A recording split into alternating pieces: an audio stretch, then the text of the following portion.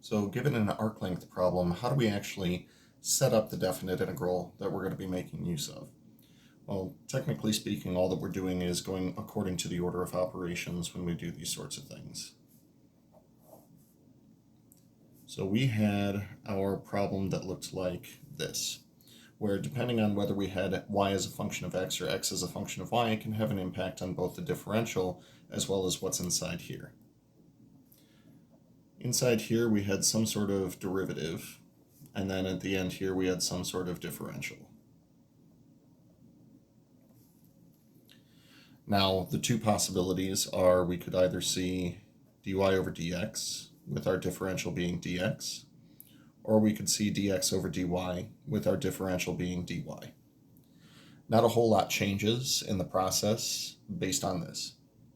We're still going to follow the same set of operations. First one is going to be, if necessary,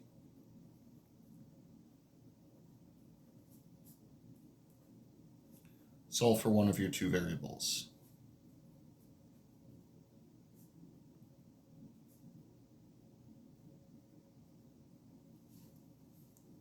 Now, usually things will be given to you in the form of x as a function of y or y as a function of x. In the event that that doesn't happen, you get to make it for yourself. Next step, once again, is really just according to the order of operations, and it's going to be to differentiate. Once you differentiate, next step will be to square.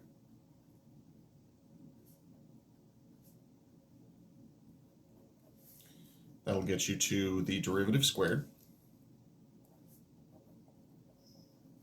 Then you're going to add 1. And as you add 1, a really good thing to do is going to be to look for algebra tricks, like the potential for factoring, or other identities, especially in the event that you have something trigonometric under that radical. Now these are in anticipation of the next step, which is going to be to apply a square root.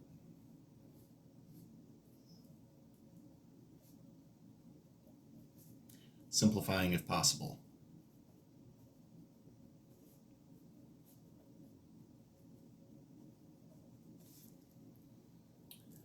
Now, once you've done all of this process will give you your, I was going to say radicand, it's your integrand, the thing that you'll need to integrate. Additionally, make sure that the bounds that you're using are appropriate. By appropriate, there we go.